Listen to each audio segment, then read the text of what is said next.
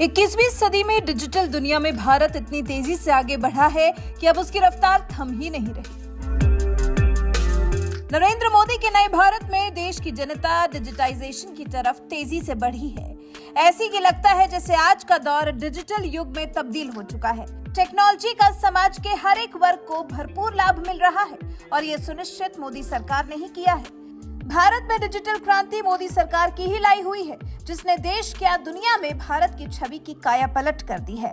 विश्वास ना हो तो उदाहरण हम दिए देते हैं। आज भारत का फिर एक बार विश्व में डंका बज गया है। भारत ने यूपीआई पेमेंट की दिशा में एक नया कदम आगे बढ़ा दिया है। अब भारत और सिंगापुर के बीच में बेहद आसान और तेजी से पैसे ट्रांसफर करने की सुविधा शुरू हो चुकी है।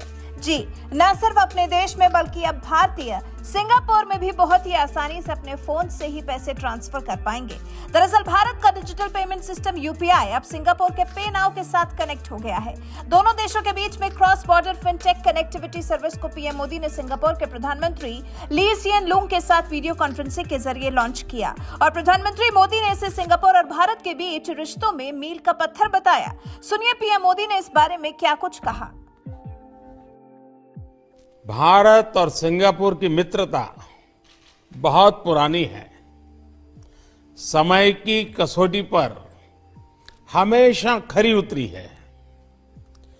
हमारे पीपल टू पीपल रिश्ते इसका मुख्य आधार है।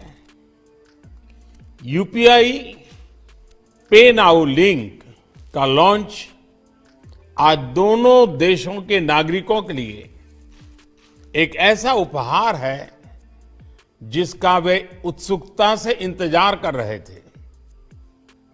मैं भारत और सिंगापुर के लोगों को इसकी बहुत बहुत बधाई देता हूं। साथियों, आज के युग में टेक्नोलॉजी हमें अनेक प्रकार से एक दूसरे से जोड़ती है। फिनटेक भी एक ऐसा सेक्टर है जो लोगों को एक दूसरे से कनेक्ट करता है। सामान्य तौर पर इसका दायरा एक देश की सीमाओं के भीतर ही सीमित होता है, लेकिन आज के लॉन्च ने क्रॉस बॉर्डर फिनटेक कनेक्टिविटी उसके एक नए अध्याय का शुभारंभ किया है। आज के बाद सिंगापुर और भारत के लोग अपने मोबाइल फोन से उसी तरह पैसे ट्रांसफर कर पाएंगे जैसे वे अपने अपने देश के अंदर करते हैं। इससे दोनों देशों के लोगों को अपने मोबाइल से तत्काल कम खर्च में फंड ट्रांसफर करने में मदद मिलेगी। इस सुविधा से दोनों देशों के बीच रेमिटेंसेस का सस्ता और रियल टाइम विकल्प संभव हो पाएगा। देखिए कैसे बेहद आसान भाषा में पीएम मोदी ने भारत और सिंगापुर के बीच में शुरू हुई सर्विस को समझाया है। इस बीच में सवाल ये उठ सकता है कि ये जो सुविधा सिंगापुर और भारत के बीच में शुरू हुई है, उसका लाभ किसको और क्या लाभ मिलेगा। यूपीआई और पे नाउ के जुड़ाव का लाभ क्या और किसको। क्रॉस बॉर्डर कनेक्टिविटी के तहत यूपीआई और पे नाउ के जुड़ाव से दोनों देशों के बीच पैसों का लेन देन तेज और आसान हो जाएगा।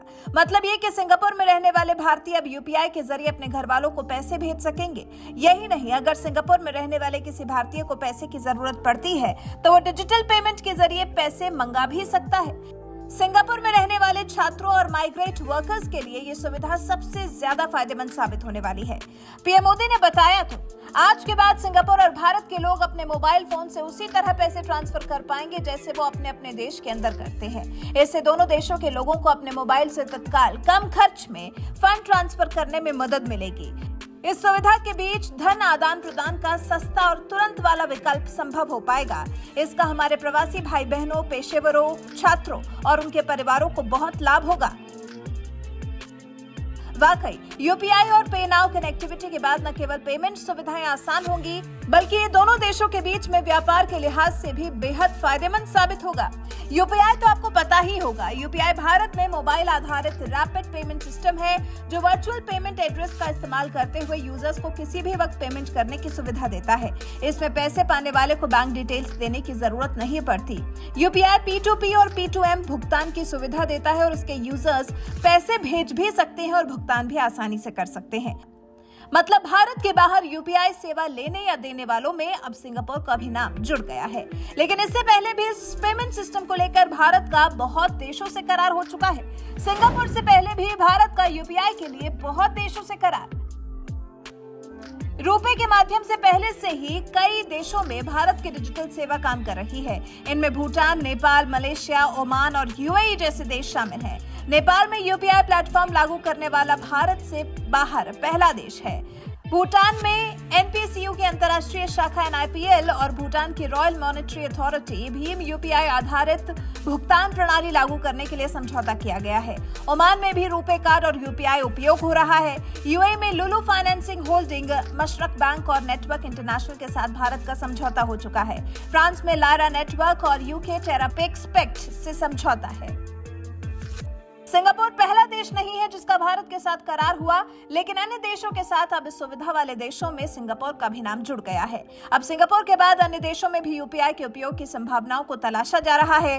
इस लिस्ट में America, Canada, Cambodia, Vietnam, Japan, Taiwan जैसे देश शामिल हैं। रिपोर्ट्स की माने तो तकरीबन 30 देशों के साथ यूपीआई प्रणाली को अपनाने पर अभी बातचीत जारी है। अब देखते हैं कि इन सब देशों के साथ भारत को इस दिशा में सफलता कब तक मिल पाती है। वैसे नरेंद्र मोदी के भारत की सत्ता संभालने के बाद से ही डिजिटल पेमेंट की दुनिया में भारत ने जैसे क्रांति ला दी है। डिजिटल पेमेंट की दुनिया में भारत सबसे आगे है। डिजिटल पेमेंट की दुनिया में सबसे आगे भारत। डिजिटल भुगतान के मामले में भारत दुनिया भर में सबसे आगे है। IMF और विश्व बैंक तक ने यूपीआई को लेकर भारत की तारीफ की है। देश में यूपीआई से होने वाले ट्रांसफर में महीने दर महीने तेजी देखने को मिल रही है। तभी तो इस सिस्टम को बढ़ाने पर ही सरकार जोर दे रही है। अब यूपीआई वैश्विक ब्रांड के तौर पर पहचान बनता जा रहा है, जिस दिशा में सिंगापुर के साथ करार कर भारत ने एक और कदम आगे बढ़ा दिया है। वैसे सिंगापुर से यूपीआई और पेनाउ का करार होने पर सिंगापुर के साथ रिश्तों में प्रगाढ़ता के लिए एक और नई सुविधा शुरू होने पर इस दिशा में भी भारत के आगे बढ़ने पर आपका क्या कुछ कहना है? अपनी राय हमें कमेंट कर जरूर बताएं।